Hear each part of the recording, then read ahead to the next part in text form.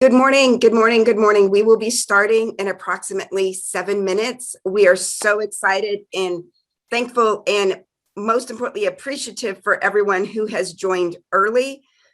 And we will see you shortly. If there is anything specific or that you want to make sure that we address this morning, go ahead and put it in the chat and we'll make sure to incorporate that into the program that will be starting in 7 minutes. Thanks again for being here and spending part of your morning with us. So I'm going to resume the recording right now and a little bit about me and why I'm qualified to talk here today. I have been a former business owner. I had a company for 18 years and I recently sold it in 2017.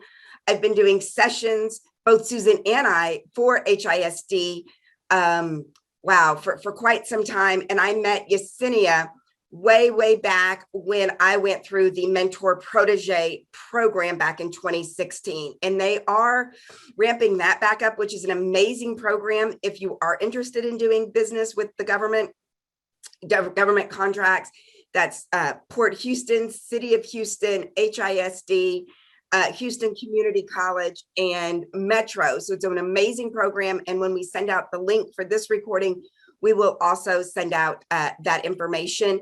My company focused on government contracting. Not only did we have a few government contracts, many of them, we also helped companies get government contracts. So I am familiar with this process. I know that a capability statement is the gateway for you to get into government contracting to help grow your business. And I am suffering from some allergies and sinus infections, so I apologize if I don't sound very normal today. What's a capability statement? A capability statement is your company's resume, just like we are applying for a job as a person, possibly. This is how we communicate your company in the government space. They don't want to go to your website. They don't want a big old brochure. They don't want much less a 20 slide or however many slide PowerPoint presentation. It is a single page capability statement. And that is the tool, regardless if you want to do work with HISD or any government or corporate entity. So that is a word that you're going to hear quite a bit in this new space. What this does, and as a small business, I was excited when I learned this over 20 years ago, is what it really does is it helps level the playing field. So your capability statement can be right up against another large corporation, but you are looked at the same way. So this is really a great tool to help you communicate your capabilities. So when you've got a capability statement together, it will help you communicate your company's capabilities, right? To business partners, stakeholders, suppliers, customers. And when I was interviewing and growing my company, I even used that when I was talking to potential employees. So how does a capability statement fit into your overall business success? Well, what it does is it helps you tell your story, and it takes components from your business plan, and it takes things from your business model, and it helps you focus your business. And in this one single page, it helps you tell your story, right? And it tells it all in one page, which is concise and compelling. So once you've got this capability statement done, what do you do with it? How do you use this, right? Well, if you're going after prime contractors, right, you send that to them to be a part of a team. Like I said, government entities, we had the HISD logo up there first. They're our sponsor for today. And government entities, whether that is a school district, transportation, metro, a University of Houston is actually a government entity, or if you want to work in the federal space, right? The Department of Defense will ask for a capability statement. Fortune 500 companies, right? So HED, they just announced, was it last week, that they're going to be in Dallas. So everyone in Dallas is finally happy. United Airlines, ExxonMobil, Home Depot, Walmart, all have supplier diversity initiatives that they want to do business with small businesses. So they're going to ask you for a capability statement as well. if you want to be a member of these organizations, which Susan and I are very intimate and aligned with, when you go to put in your application, they're going to ask you for a capability statement. And then also we're noticing a trend in funding. These are a couple of banks and funding partners that we've worked with and work with, and they are now starting to ask for a capability statement.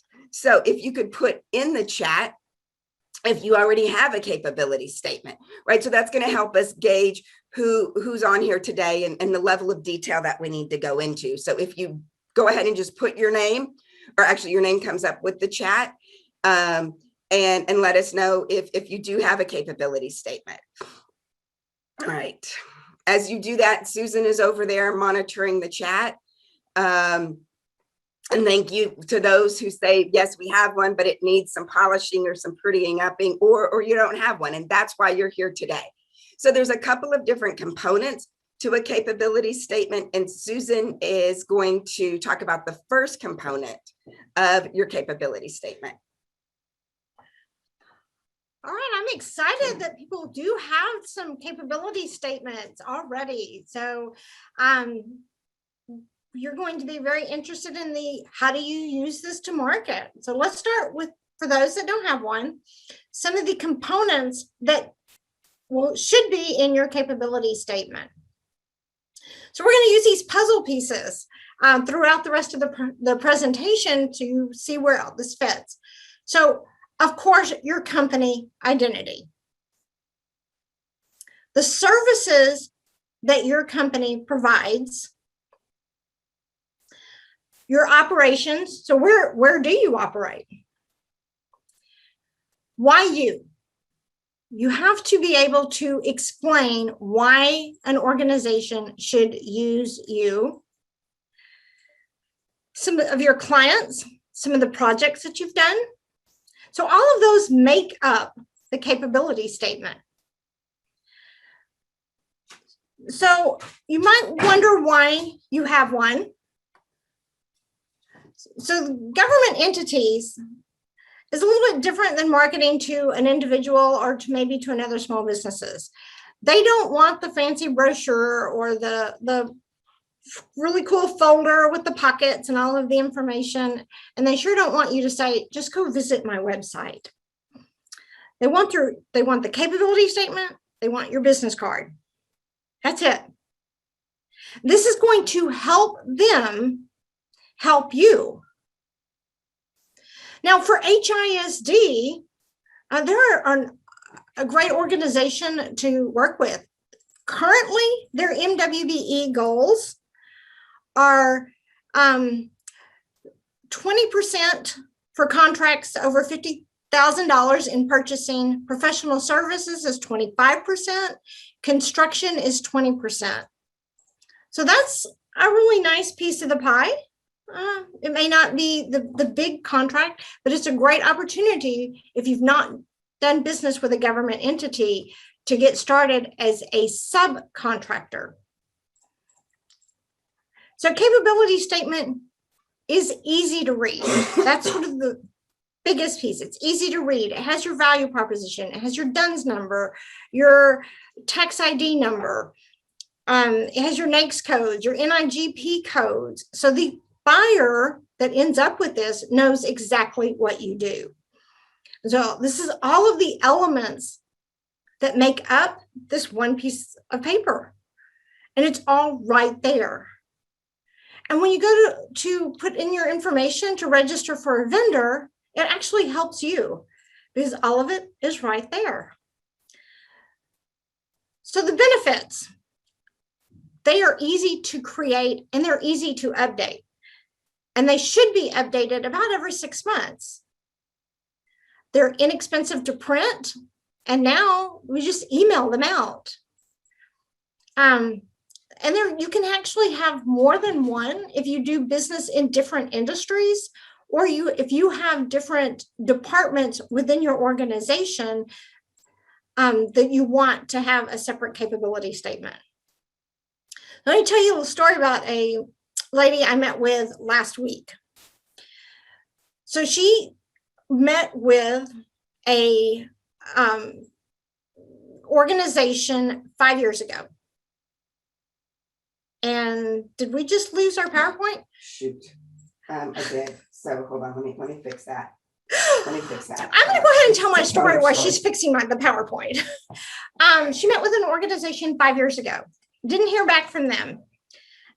Finally started getting some calls back from within the organization. So every time that they would call her, she would respond via email, or they'd send her an email, and she would copy information from her website and put it in an email. So she was having to do this over and over. And she said, it's just, like 4 or 5 in the last 2 weeks. And finally she called me, and I've known her forever. And she said, I need one of those capability statements. I'm like, yes, you do. And so I was like, it takes about, here's the information I need from you. It'll take us about a week to 10 days to put this together. And she said, that's going to make my life so much easier. I can just email them the information, just send over the capability statement.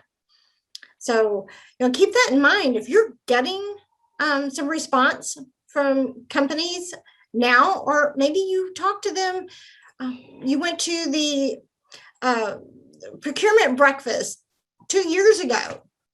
You just don't know when someone's going to call you, and you need to be ready. All right, so does anyone have any questions? And we're going to change spots. And Julie's going to come back and talk about talk about the first section, which is your identity.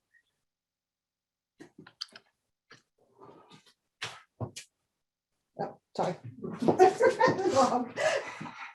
All righty. So the first section is identity. And this is not your identity, but once again, the identity of your company. And so these are a few things that we're going to talk about in the identity. So you need to make sure that you have your company's contact information. And when people send us their capability statements to review or critique or provide feedback, this is the number one section that gets left off.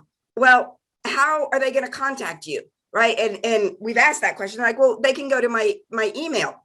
Well, your capability statement is going to get forwarded to a buyer. It's going to get forwarded to a department head. And so you want to make sure that everything is on that capability statement. You don't want them to have to go work and look. And as we go through this entire session today, we're going to show you actual examples of capability statements that Susan and I have completed on behalf of clients. So not only are we going to talk about all of these areas and components of the capability statements, but we're going to show you how we have executed that in here. So here's Henry, and here is his contact information. And Henry's a pretty small company, and it's just him. And so it was very important to go ahead and have his photo on there.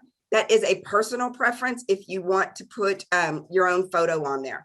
So tax ID number, you've got to make sure to have your tax ID number there on your capability statement, as well as your DUNS number. So tax ID number, DUNS number, and if you want to put your revenue, you can go ahead and put your company's revenue. And then, so where do you get your DUNS number? So a DUNS number is free. If you don't have one, Susan's going to put in the chat where to go and get a free one. If they try to upsell you for a DUNS number, say no, you only need it for government contracting. All righty. And so a DUNS number is a unique identifying number that Dun & Bradstreet assigns to your company. And just how we have personal credit reports, a DUNS number is how a government entity can go and find out about your business's credibility, right? Your business credit report. All righty, so there's that. And certifications, right? What certifications do you currently hold? That means, do you have that piece of paper? Is that framed in your office or on your server somewhere? If it is a pending certification, do not put it, okay? These are active certifications, and it is up to you as the business owner to manage your company's certifications. All righty. So we've got some certifications listed here that Susan is going to talk about.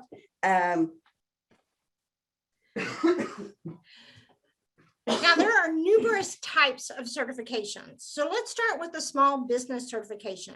Now, HISD accepts the City of Houston.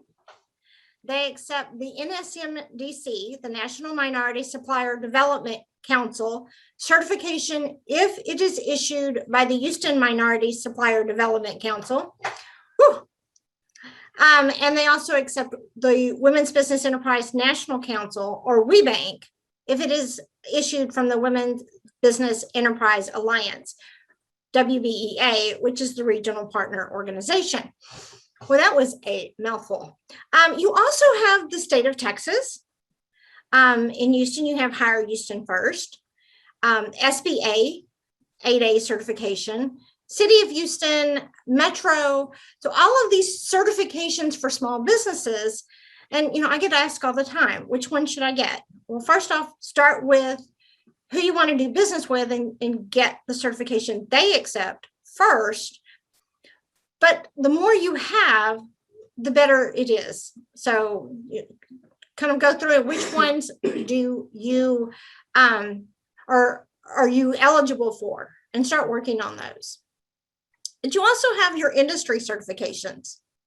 So maybe you're a Microsoft certified dealer. Maybe you have OSHA certification or Six Sigma. So all of these certifications should be on your capability statement if you have those. You've worked hard to get these. You want the buyer to know that you are ISO 9001. I mean, that's a big deal. Or if you have a specific industry brands. Now, if you are a Dell reseller, or if you have a steel dealership, that's a big deal from the landscaping industry, or if you're working with, maintenance and facility, because they know when they see that you actually repair steel, or you have copiers and you are Sharp or Samsung. All of this information at a glance can be on there. You can use these logos and these icons so that people looking at that quickly know more about your company. All right, so any questions before we jump to the next section? Julie, any questions over there? Are we good? I think I've got them all. Okay. Now let's talk about the services that your company does. There's two different ways that you need to have this listed on your capability statement. So let's start with just listing those services with actual words. So Wilson Unlimited, he's engineering, he does consulting, he does subcontracting, he project management. So all of this is what his company does at sort of a very high level. And then he has sort of a breakdown. He can do all of these services. Now, if you're handing this out to just individuals, it's quick, they can see what you do. But if it's going to end up in a buyer's hand, there is a different way that you need to have it listed. I'm going to talk about the numbers, the codes that you're going to use. So we have our NAICS codes and our NIGP codes. Now, your NAICS codes are the North American Industry Classification, and the NIGP is National Institute of Government Purchasing. NAICS codes are primarily used by the federal government, and your NIGP codes are primarily used by state entities as well as cities. So that's how you are going to find opportunities when we get to how do you search for opportunities. You're going to need these codes. Now, we have the numbers listed on Wilson Unlimited capability statement, but you need to know what those numbers stand for. So we always, tell you, yes, have the numbers on there, but you need almost a cheat sheet in your wallet or your purse or so that you can say, yes, this is what code, 95826 means. So make sure that you understand what your codes are. Only put the codes that your company can actually perform. So, yes, you have a company that you work with that provides this other code that, that subcontracts with you. This is codes that your company can perform in-house. So we have all of these listed. So we actually have a database of each set of these codes. So we'll be happy to, if anybody wants that, just put your email in and we'll get those to you when we send the link or, by return email. So it's an actual spreadsheet for each one. All right. So let's talk about, here we have Newski's catering service. We actually have some of her codes off to the side, and she keeps that track. She carries that with her, so she knows what all of those codes mean.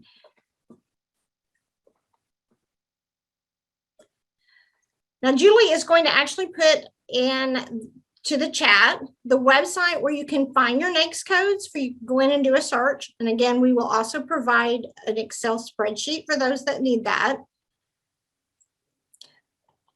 And your NIGP codes will also be put in there. It's very important that you take some time to do some searches on these because you want your main service as well as go through and find any services that you do that kind of support that. So I was looking for one for electrical engineering. And so, they also sell generators. They also sell, they also do wiring. So do a search, kind of look through all of the service that you do and do a word search through all of them in order to get the ones that match your company. All right. So now one more set of industries served. We're going to talk about the different industries that you do business with. Now, your company may be able to do business with anyone, but if you have specific industries that you are targeting, whether it's K through 12, higher ed,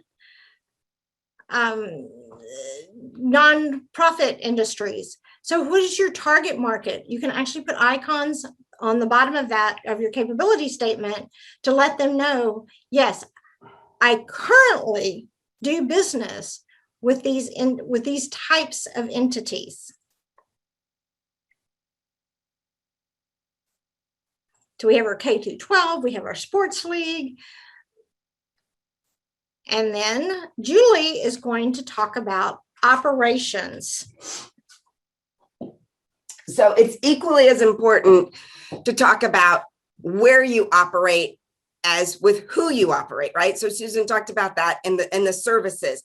And you want to make sure in your capability statement to talk about what industries that you want to target. And so in operations, these are specific items to your company's operations. And so here's or textiles. And these operation categories are specific to not only the businesses that we're going to show you, but are also specific to the industries for which they operate in. So I ask you, as we show you these examples, think about how these are or are not relative to your company and your industry. And if they're not, that's okay. But what types of information do you want to and do you need to communicate to in regards to your operations for the industries that you're in? So back to they're a textile company, and it's important for them to be able to communicate their reach, that they can ship towels, napkins, and various textiles all across the world.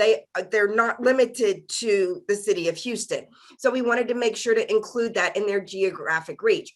But it was equally as important to let them know that they can do international, but the headquarters are here in Houston. We also wanted to make sure that we communicated where their mill locations were. So very quickly throughout the world from this central band, where all of their mills are. So we wanted to do that. Another client example is an architectural and engineering firm where their offices are located. So they specifically are focused in the Southwest. They have an office in Longview, they have an office in Bossier City, and they have an office in College Station. And so it's important for them and their clients to know that they are within the areas of which they serve. And that's one of their unique selling propositions is, that we can come and do same day meetings, whether that's, with masks on or virtual, that this is where their offices are, and they are dedicated to doing and wanting to grow their company regionally, not globally, but regionally. And so we wanted to make sure to put their office locations there. Maybe you have plants, maybe you have warehouses or suppliers that you work with. If you're a Dell supplier, then you might want to put, the Dell warehouse locations that you provide or get products for. So think about your company and the industries that you're in specifically, and what is important to them in regarding your operations. So the why you is the next component, and that is very parallel to your operations. And this is where your value proposition statement comes in. And this is a clear and concise statement, very similar to maybe your elevator pitch that you've been working on or that you have about your company, right? It needs to be clear and concise. And most importantly, it needs to communicate your company's passion. Why do you do what you do? And why does your company overall do what it does? So we're going to spend a little bit of time of talking about value proposition. We're going to talk about references and the importance of those, as well as insurance. All righty. So value proposition. Here's an example of EDI's value proposition. So they talk about that they're multidisciplined. They talk about their employees, and they talk about why they're passionate. And so they've got it broken down into 3 digestible chunks. Your value proposition should not just be this big old paragraph of words. And if you need to chunk it up like we did here for EDI, do that as well, right? Because once again, people don't read, they just glance. And so here you can quickly see that there are 3 important categories in their value proposition. I want to spend some time here and pause and go over the importance of a value proposition and why it is so critical to be a part of your capability statement. And what's great is once you have your value proposition addressed in your capability statement, then you can also take this and put this in other marketing materials, right? You can put it on your website. You can put it in a presentation once you get shortlisted to present to HISD. You can use it in all sorts of things. So it is really important to take the time to craft an effective, concise, and compelling value proposition. And if you need help with that, Susan and I can definitely help you out with that as well. So it is a clear understanding of exactly what products and services your business offers, right? So what do you offer? Back to those NAICS codes and those NIGP codes. What is your company really, really good at? All righty. What does your business do? And when you're thinking about your value proposition, think about the benefits and advantages that your customers get from you. This is not features. You, your competition, and everybody else down the road can provide features. But what is it that you provide? You provide benefits and advantages and solutions that your competition doesn't do.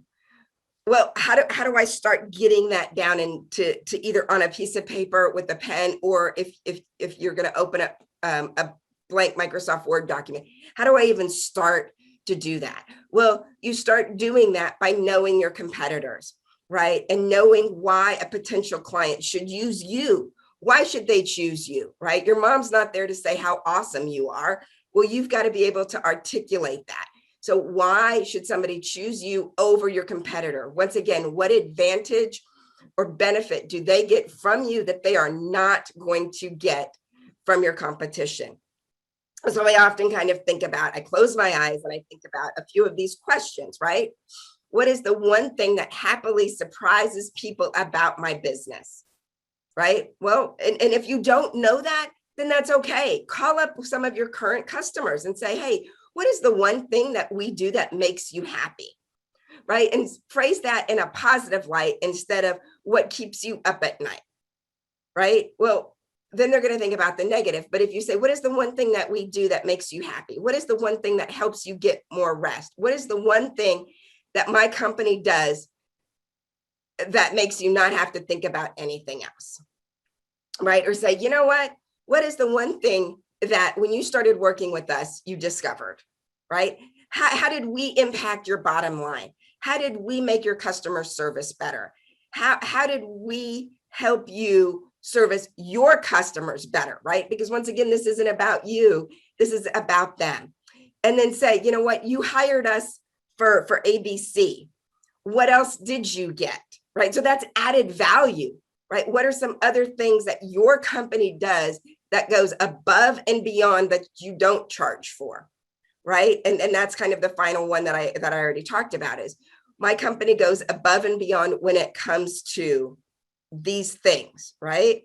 So you've got to be able, and once you've got all of this information down, then you can kind of streamline it into a value proposition and start, molding this information into complete sentences and then start putting it on your capability statement, on your business cards, and starting to use it in conversations when you're talking to Yesenia and the team at HISD, when you're talking to the buyers, being able to articulate your value proposition. If you can articulate your value proposition and have it documented in a capability statement, you are leaps and bounds above your competition. All righty. Insurance. Insurance is a way to proactively minimize risk, right? So all companies, HISD, Target, the Department of Defense, the University of Houston, any entity is going to require you to have insurance. And if you're even going to be a subcontractor, the prime will require you to have some level of insurance. So these are just some examples of insurance that EDI has. You may not be required to have $5 million in general liability. You may only be required to have $500,000, which is $500,000, or $1 million. So you need to know what the insurance coverage is required as a subcontractor to get your foot in the door and start getting some experience in government contracting, starting to get some experience in K through 12 with HISD.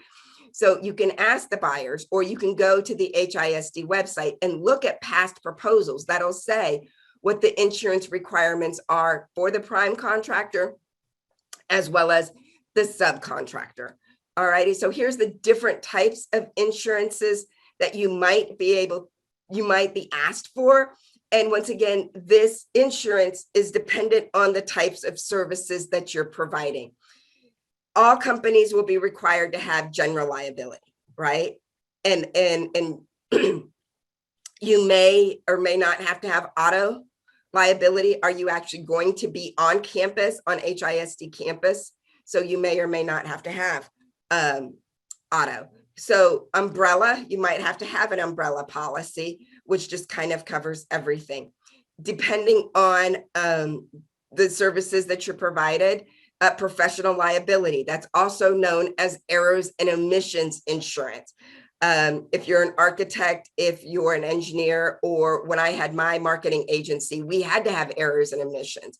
If you're selling vending machines, if you're selling snacks, you probably aren't going to have errors and omissions insurance or professional liability. Cyber liability, we are starting to see an increase in cyber liability insurance requirements on capability statements as well as on contracts.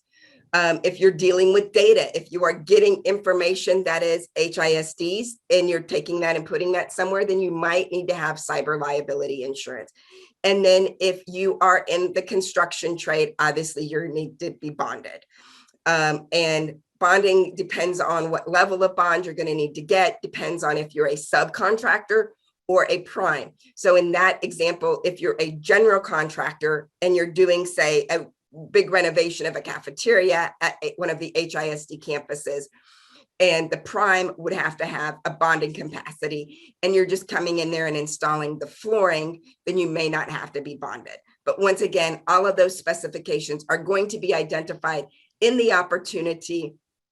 But if you will talk to beforehand the buyers at HISD and let them know that you're interested in being a subcontractor, they will let you know what types of insurance is required. References are a huge part of working in government contracting.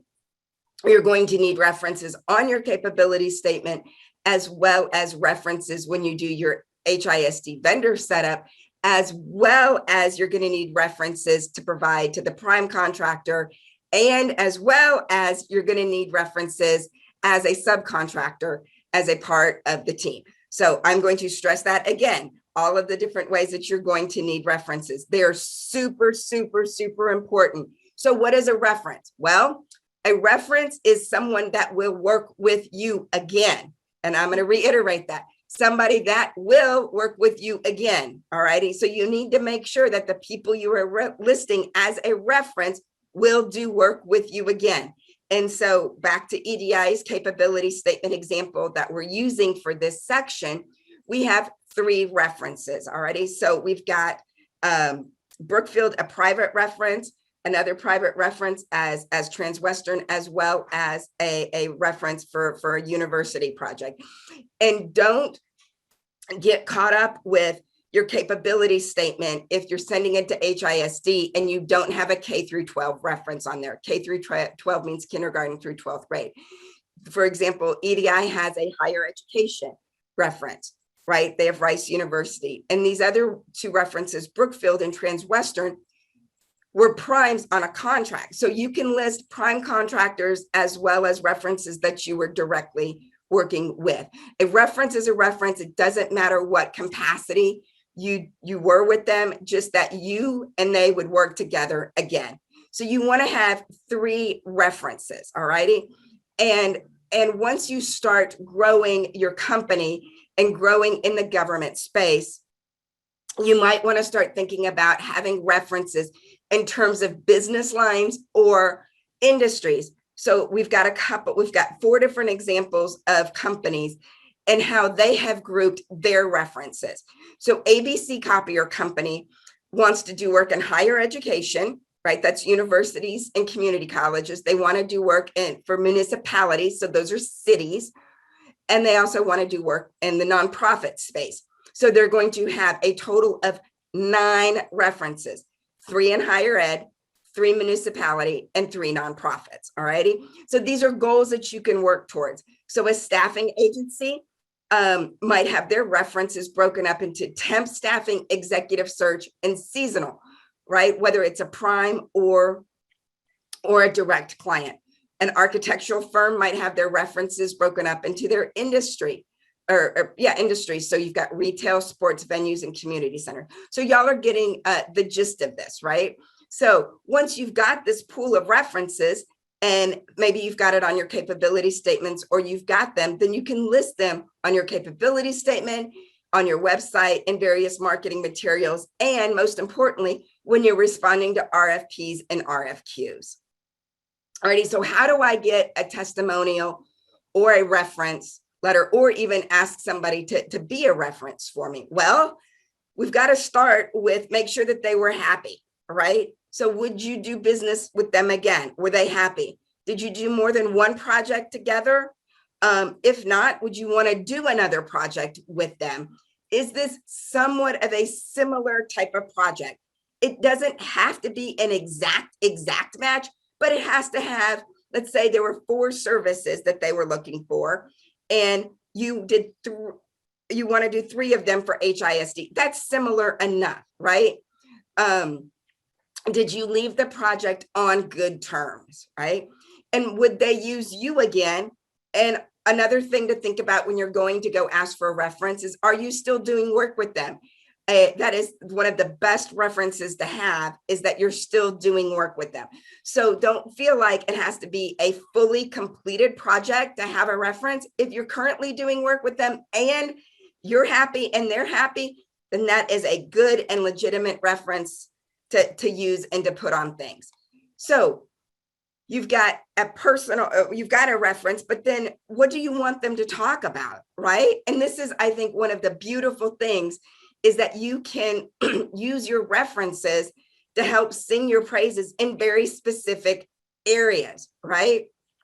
I love it when I'm working with a client and we're trying to figure out a testimonial that we need. And we send the email to the client and they're like, yeah, sure, you can list me as a reference. And yes, I'd be more than happy to give you a testimonial.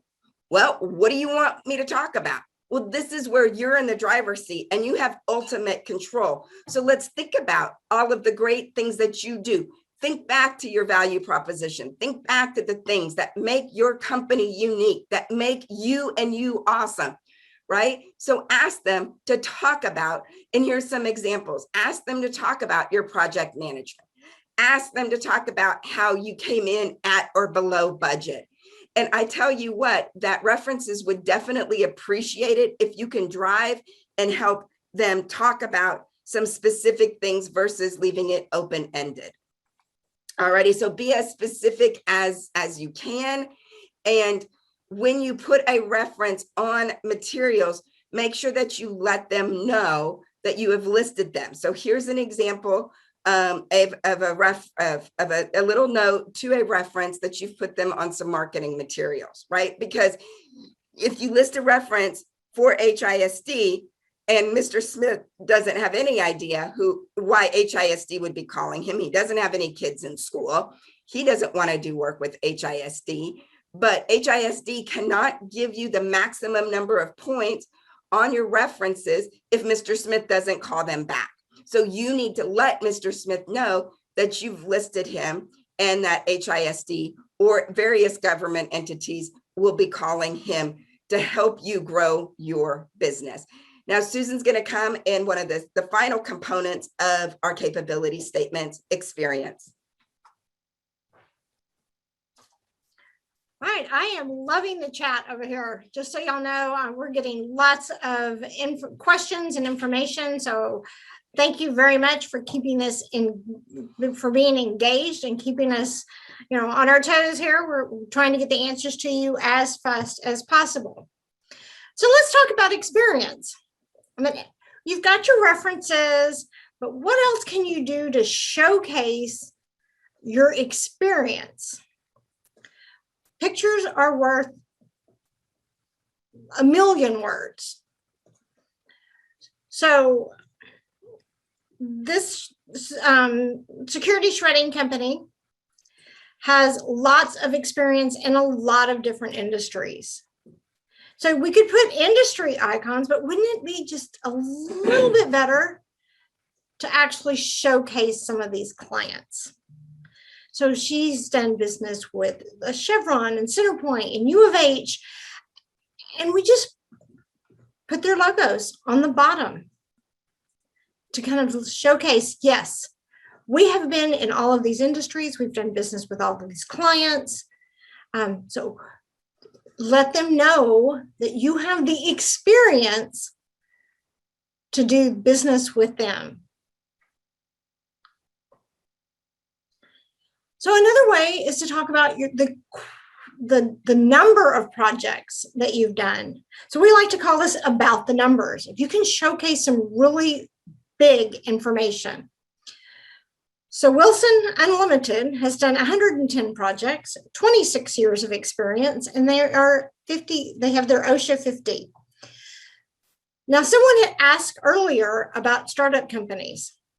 Wilson is actually, when we did the capability statement for him, a fairly new company. So we actually showcased his experience prior to his company starting.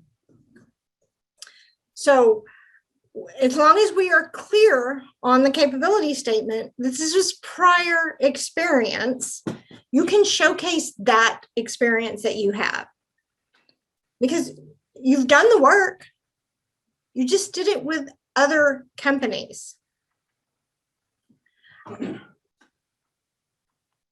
right, so any questions before we kind of show you some additional samples of capability statements, and we're going to kind of go into how you're going to take this capability statement and turn it into contacts and contracts.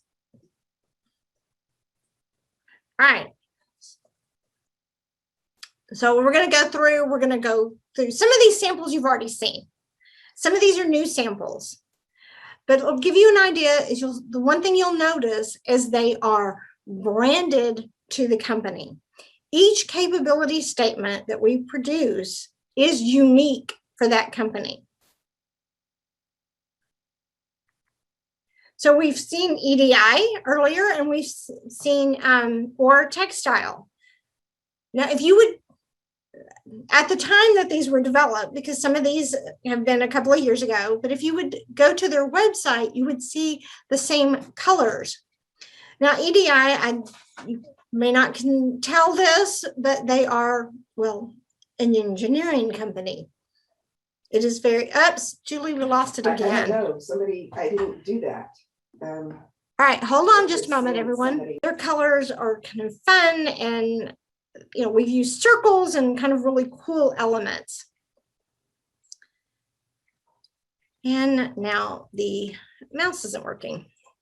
You have to go over. I meant the clicker. Oh, technology, isn't it great when it works and not so much when it doesn't? All right, so happy teas. Well, are we not happy? We have pink and yellow and all of their industries, but that matches their company's personality.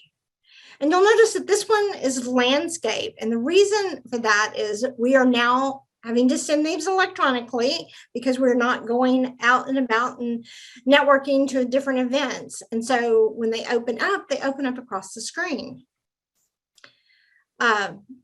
Texas Security Shredding, we saw hers a while ago. Those are her colors. We have the companies that she works for across the bottom. Wilson Unlimited. One of the first things you notice about him is those numbers, those 110 projects, 26 years of experience. Those pop out off of his capability statement. So here's Nita Cargo, and then we have Turf Equipment and Supplies. Again, very different industries and different looks. Now, someone asked earlier about if it should only be on the front. I would have to say that 90% of the capability statement are going to be front page only. Now, what happens if your company actually has all of these different services that you want to showcase? You can have one that is front and back, but that's sort of your max. Or you can actually do one for each of the different departments within the organization. So Johnson & Pace has multiple capability statements depending on what area they're focusing on. All right. So questions. Julie's going to come back up and we're going to talk about the action plan, and we're going to talk about next and the marketing piece of it. So everybody's got your pen and paper and you've got your next steps. You've already started. I know you do. All right. All righty. So from here on in the next section of the session today, we're gonna make the assumption that you have a capability statement and it is ready to go. Alrighty, I know some of you put in the beginning of the chat that you didn't, and that's okay. Susan and I can help you get a capability statement together and out the door. For those of you who said you want to tweak it, we can help be a second set of eyes and review it, or totally redo the whole thing. whatever fits within your budget and your schedule. So once you have a capability statement, and so back to your action items, right? So once we've got it, now we need to know what we're going to do with it. And some of these items that we're going to talk about in the now what, you can start working on right now. So these can be worked in tandem while we're putting together your capability statement, right? And so we've got to pick, we recommend doing a top 5. So think about targeting 5 clients, right? Who do you want to do business with? And here's 6 of them that are on this screen. So pick 5 of the 6, right? Obviously, HISD should be one of them, or you wouldn't be on our call with us today. So who are some other top targets or clients that you want to do business with? And these can either be primes or the actual entity directly, right? So we're going to rewind a little bit and go back to, are these clients or industries or sectors that are maybe in your business plan? Are these in your growth plan if you've gone through the Goldman Sachs 10,000 small business? So think about who. You've got to be very targeted in this, or you're going to be running yourself all over. All righty. So when you've got your top 5 identified, think about who are the buyers, right? So who do I need to talk to, right? And we're going to show you the HISD buyers here shortly, as well as show you the website that you can go and find them. What do they buy, right? The government buys all sorts of things, but some entities only buy some things and some don't, right? So what do they buy? And most importantly, do they buy my goods or services, right? And when do they buy them? Is it seasonal? Is it in a 1-year contract? Is it monthly? And once you know the answers to these types of questions, then you can go back to your value proposition and talk about how your company can help them save money, right? Anybody in the supply chain always wants to know how you can save them money. If you save them $1 on the back end, right, in purchasing, that is $1 directly to their bottom line, right? And then why? Why do you want to do business with them? Is it because your goal and morals and ethics are aligned? Maybe you want to do business with HISD because you have a kid that goes to HISD. Maybe you want to do business with them because you've done work in other school districts and you want to grow your company in that vertical. So really think about it, because you're going to be asked, why do you want to do business with those entities? So when you've picked those top 5, right, then before you send them your capability statement, before you do that, you need to make sure to visit and register as a vendor on their website, right? And you've got to have your capability statement to upload on the website. So you can go this week, right, back to your action plan. This week, you can be registered on HISD's website, and you can save it for maybe you don't have your capability statement ready right now. That's okay, because you can save your vendor profile, right? You can hit save without having your capability statement in there, but they're going to ask for your address. They're going to ask for your DUNS number. They're going to ask for your NIGP codes. So you can go ahead and start working on your vendor profile incrementally for HISD. And here is the gold mine, the purchasing department. Here is every single buyer for HISD. And Susan's putting that link in the chat right now. And when you click expand, it's going to give them an example and give you a little bit more detail about what they specifically buy. All righty. And so these people, all of these buyers, everyone in the HISD purchasing department, they are passionate and motivated to help small businesses. They have goals to meet. They want to meet these goals, and they want to help small businesses grow. They want to help you have HISD as a part of your client list. All righty, so that's all about HISD. Now, let's say you chose the University of Houston, right? Or another entity. Well, you're going to have to do some additional research on those. So we want to show you, if you're interested in doing business with a state entity, then this is the website that you're going to go to, and it's called Texas Smart Buy. And when you're going to go look and see who buys your goods and services, you're going to look up by your NIGP codes, all righty? And so this is going to tell you past awards as well as current opportunities that are available to you on this state level, all righty? On the federal level, you're going to go to beta.gov, or excuse me, well, it's beta, the website is beta.sam.gov. And so this helps you if you want to look at the federal level. Now, to be perfectly clear, there are not a whole lot of federal agencies in Houston. I think there's only like 5 or 6. So you also really want to think about starting small and then going big, because when you don't have any government experience and then you want to go straight to federal, that might be quite a large barrier to entry. And so maybe you want to get in as a subcontractor on the federal level, or make sure that you've got some local experience and then go to the federal. All right, I just want to set and manage reasonable expectations. All righty.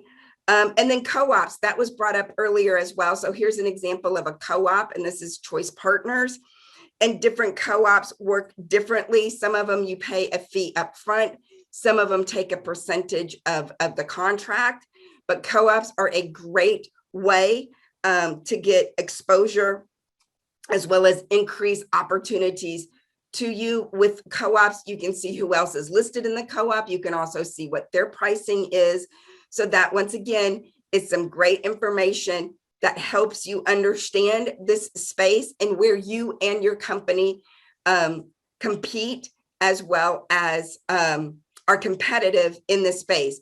And a co-op's going to ask for a capability statement, as well as Harris County. So if Harris County, right back to that local, let's do work on our backyard first before we go possibly to the state or the federal level.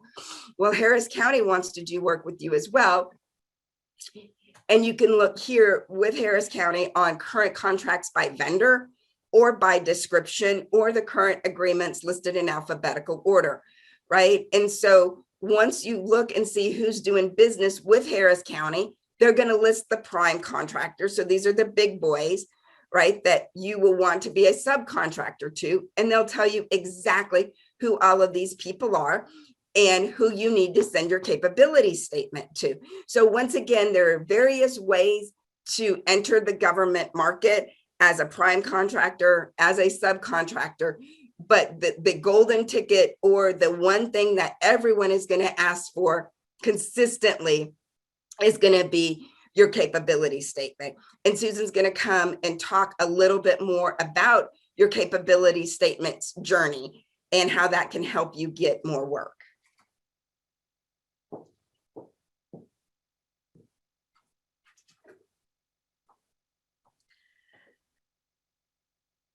So some of you already have your capability statement, some of you are wanting it reviewed, and some of you are just beginning this journey. But that piece of paper, that capability statement, has a path that it goes to. So you might be sending it to a state entity. You might look up the hub coordinator and get that capability statement to them. The small business liaison officer. With HISD or with large corporation, it's the supplier diversity person. Or maybe it's for prime contractors, it's the business development. So that's the start of the journey. You want it to get in the hands of the buyer that buys your service or your product. That's where you want it to end up. So pre-COVID, we've been saying that a lot, right? Pre-COVID, you might actually have attended a conference and you stopped by HISD's booth, or you stopped by HEB's booth or University of Houston, and you had a conversation where you actually handed off that capability statement. You might have gone during that conference, you've had a one-on-one meeting, or you've got that opportunity to sit down with the buyer at some point in time. and maybe Zoom call now, maybe not a sit down with them, virtual, but you're having that conversation. You want to make sure that that capability statement ends up in their hands. Or a pre-bid. Pre-bids are gold mines for small businesses. Not only are you going to meet the buyer, not only are you going to meet the small business or the hub coordinator, but you will actually get to see who else is playing in that particular sandbox. I had a printing company that I used to do a lot of business with. They went to as many pre-bids as possible, even if it was nothing to do with printing. Because at the end of the day, all companies print. So that's where he was getting his business. He was just going to these different pre-bids and passing out his information, his capability statement, and his business cards to anybody that attended. You may have attended an education conference. We've gotten people putting their email in, maybe sit down and having a conversation with them, finding out if your businesses can become aligned and become strategic partners. And then just other events.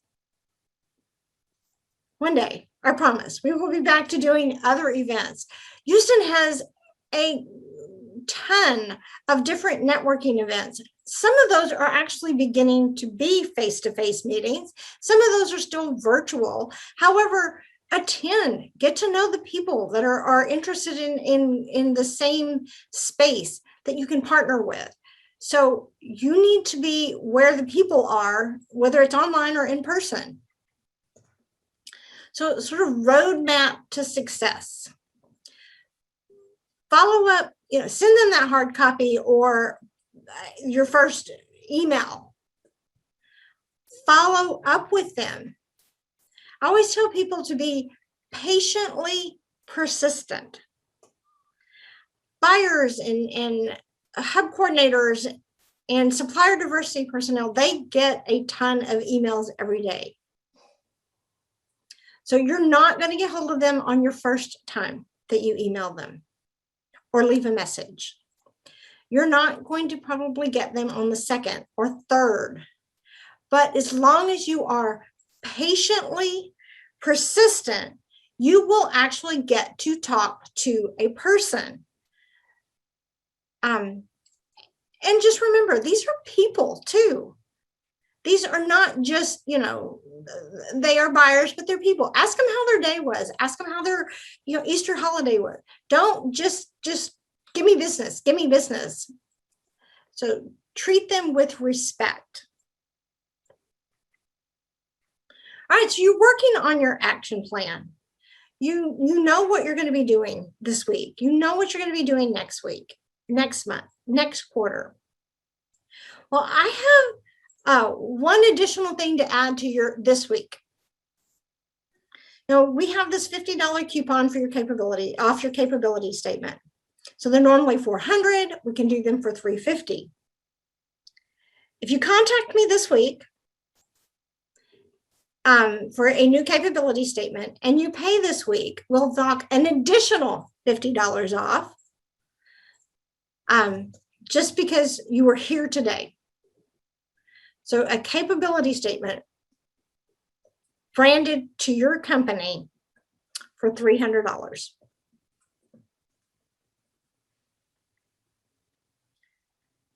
So for this week, I know that, all of you are going to be registering on the HISD website.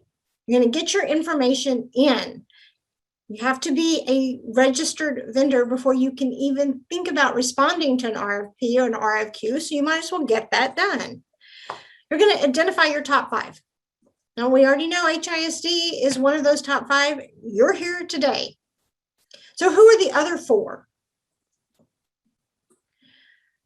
Look at all of the materials that you have. If you have a capability statement, we've gone over all of the different pieces. Do you have all those components in your capability statement? What else needs to be added? When's the last time you updated it? If it hasn't been updated in the last 6 months, it's probably out to date.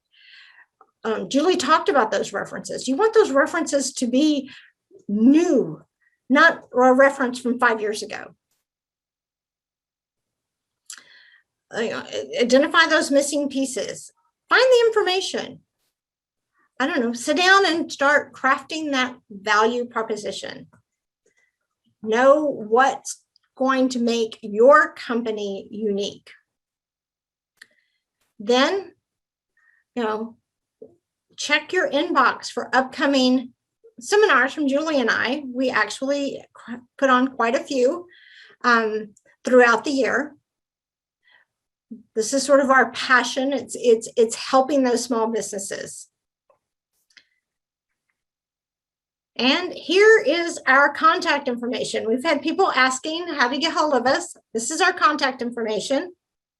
Our LinkedIn, Twitter, our email address, phone numbers. So this is how you get hold of us. All right, so we're going to leave this up here. We are also going to answer any questions that you have. Julie's going to come back over here. We're going to unmute everyone. We're going to unmute everyone. She's going to do her magic over here and unmute.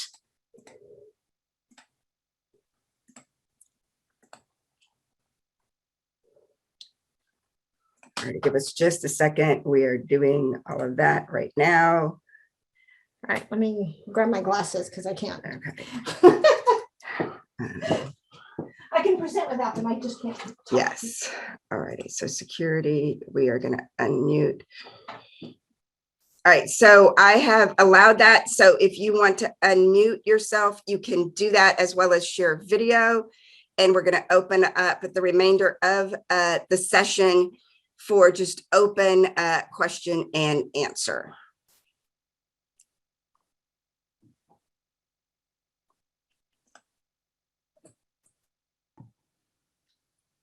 So I see, yes.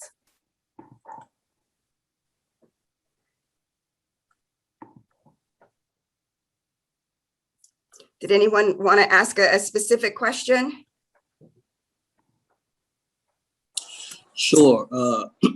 This is NJ Smith. I am with Security Group LLC. We're a management consulting firm out of city of Dallas. Forgive me, I'm not able to share my video here. I'm kind of. It's okay. Audio is just fine. Multitasking in the background here, but in your experience, what is the primary differentiator between a prime and a subcontractor? What are the key differences? Thank you so much for asking that question. So a prime contractor actually holds the ultimate contract. So when we use HISD as an example, they are the contract holder. HISD will write the check to the prime contractor. Then it is the prime contractor's responsibility to manage all of the subcontractors, to pay all of the subcontractors, and the prime contractor ultimately is responsible for the project's success and to be quite honest, failure. And so the prime contractor will be the single point of contact, will be responsible for all communications, will be responsible for having all of the insurance requirements, will be responsible for maintaining the ultimate quality of the contract, making sure that the contract is on budget and on schedule.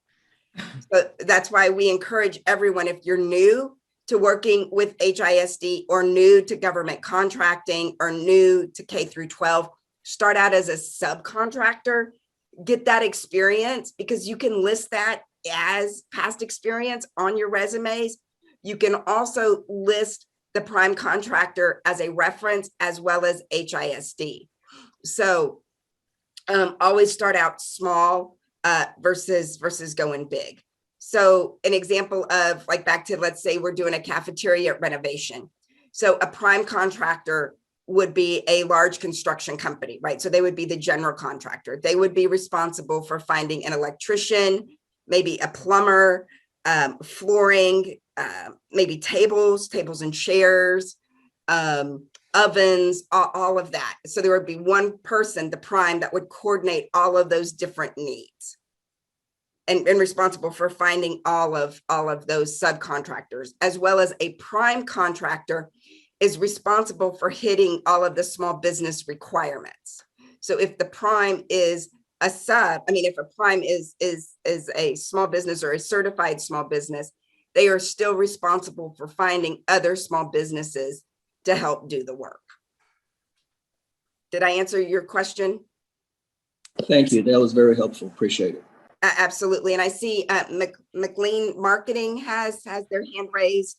Yeah, actually, I don't have a question, Julie, but I just wanted to thank you and Susan for such an amazing way of putting everything and reminding us that whenever we contact anybody at Houston ISD, we have to always remember that we are trying to reach out to them and keeping in mind that everybody's human and we're all trying to just make it through this pandemic. I have really enjoyed everything you guys have shared with us. So I just wanted to say thank you from McLean Marketing and myself.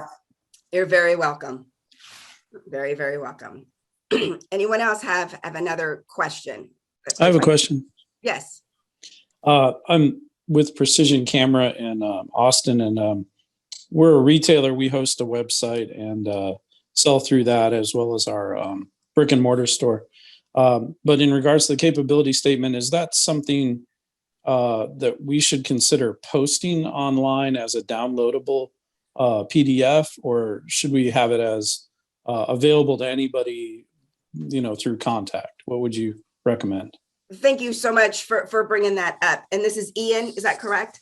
Yes, ma'am. Ian, and we need to update that on our slides. Is we are finding that companies that have their capability statement available on their website, the primes appreciate that as well. And it's just another way to set yourself apart. Now, having it on your website, you still want to include it in an email to a buyer or a prime contractor, right? You still want to attach it because that's more convenient for them to forward on to someone. But having it both ways available to email and having it available at someone's leisure to download from your website. And thank you so much for asking that. What you don't want to do is to put in an email, well, you can go to my website and you can go download it, right? I would discourage you from using those statements, but having it accessible to email, and if someone at their leisure wants to download it from your website, would definitely be advantageous. Thank you very much. This is Rebecca Gage with GNL. I have a question. Yes, Rebecca. I currently have been a subcontractor to HISD for several years. We install school furniture, so I work through several dealers. I want to pursue going directly with HISD for other services that we offer. So what I'm hearing is I need to tailor a capability statement just for HISD, and I'm assuming that I probably should put on there if I've worked with several dealers installing furniture. Is it also appropriate if I've worked with people in the bond department, but not with the regular procurement department? Is it also acceptable and registered once I do that to ask someone from the bond department to kind of send that capability statement for me? Absolutely. Yep, you could, I like to think of it, there's the front door, there's the back door, and then there's also a window, right? So absolutely, and express to the person in the bond department that you want to grow, and if there are some smaller opportunities to go directly, or opportunities big or large to go directly. So I would make sure you wouldn't need to have a capability statement specifically for HISD, but you might want to have an education focused capability statement, Rebecca, right? Versus a commercial one, because very different vendors, different distributors, different products. You could do that as well. And then also go to the HISD website and go straight to the buyer who buys furniture for HISD, and then ask them, right? and make sure to let them know that you have worked through your bond contacts. Great, I'll do that. Thank you. Great. And then also make sure to ask your bond contacts if you could list them as a reference. Good idea. Okay, thank you. Absolutely. Got time for a few more questions. Okay, I have a question. Yes, sir. Okay, thank you. I'm Arjumon with DaVinci Lombardi, and of course the phone call. Sorry. Okay, with DaVinci Lombardi here in Houston. If we hired you to do a capability statement, about how long does it take? Like 2 or 3 months, or? Thank you so much for asking that. No, we could get it done within. We've done them with as short as a week, and it's taken us as long as a couple months. And so it's a collaborative process. And we start with an interview. We have a template that we have you fill out, then we create it, and then we have you review it. So it really depends on the availability of you and how motivated you are to get us some things. As you can hear, I'm a little under the weather, so I'm going to be very slow to respond to emails this week because I'm trying to recover. But Susan is definitely on full throttle this week, and can get started as soon as you send her over a request. Okay, thank you. And thanks for asking about setting expectations. Absolutely. Jolanda, I see your hand raised, so you want to go next? Hi, thank you so much. And thank you both for such an informative session. I am Jolanda Thomas with Preferred Document Solutions, and I just wanted to give a testimony in terms of your service. I personally work with Susan right now. Actually attended one of your joint sessions probably last year. And so when the gentleman was just asking about the time frame, I will tell you, I was the cause of the delay because it took me time to gather, the information. But I really, truly appreciate the hand holding in the sense of, oh my gosh, and the continual push. Susan and I have a session set up for tomorrow. So I just want to say thank you. And I encourage my fellow entrepreneurs to hang in there. And these young ladies are a great asset and resource to have on your team. Well, thank you so much. It wasn't calling anyone out, but I do appreciate it. And sometimes life, like this week, I'm not as responsive as I would like to. And sometimes life and family pops up. But thank you again for the glowing testimonial. Once again, references and testimonials speak for themselves. So thank you. Thank you. Very, very kind of you. Thank you very much. I want to say thank you for all the information. It's been very eye-opening for someone that is just starting to, getting into the process of starting in RFQs and sending capability statements and really navigating that as a new goal for my agency. So I'm very excited and thank you to be here and for all your information. I'm going to be contacting you for helping us with that capability statement. Absolutely. Thank you. It can be a little bit intimidating and a fairly high barrier to entry. And a lot of small businesses get discouraged. I got really discouraged when I had my agency and when I got certified, and Susan was the director of the WBEA. They had resources and tools that were available. I took advantage of them and kept and was very persistent and Patiently persistent. Yeah, we're going to get t-shirts that have that on there. And ended up 60% of my business was government contracts. So you can do it. And it can be a very lucrative and very, very unique way to set your company apart. And typically these contracts are longer contracts. Yes. So you just got to be kind of patient and get through it. HISD supports small businesses, and on our social media, we have other seminars that we conduct with other entities that we promote on our social media. So connect with us there. And because y'all are a part of this session, when we send out other emails and opportunities, we'll make sure to include you as well. So not only have you taken, 90 minutes out of your day today, you've got your action plan. And that might get a little escalated this week by contacting Susan. And then, My action plan will. yeah, her action plan just got quite large. I'll be back at 100% next week. And we are here to help you. I've made a fair share of my mistakes through navigating this. And I want to help other businesses not make those mistakes. And Susan has been there advocating small businesses for decades. So we've got a few more minutes for one more question and then some closing comments from Yesenia. Go ahead, Yesenia.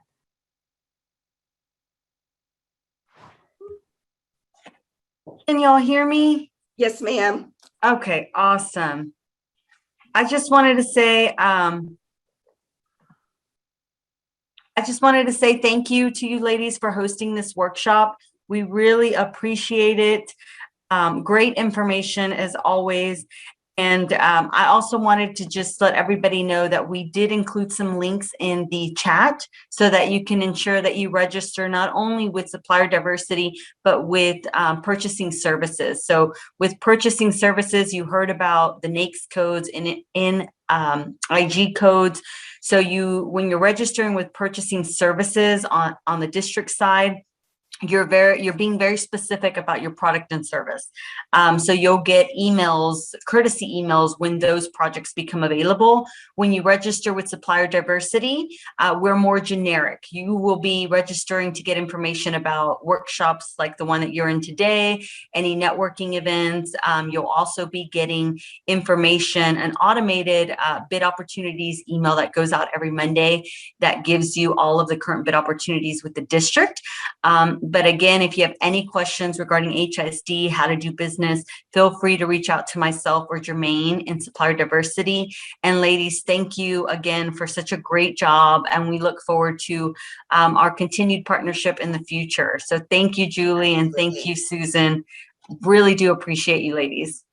Thanks so much for the opportunity. And when we send out the link for the recording, we'll also have a document that has every single website that Jermaine just put in, the supplier diversity, the purchasing services link that Yesenia talked about. So we'll have all of those as well for you in a nice little document with the recording of the seminar.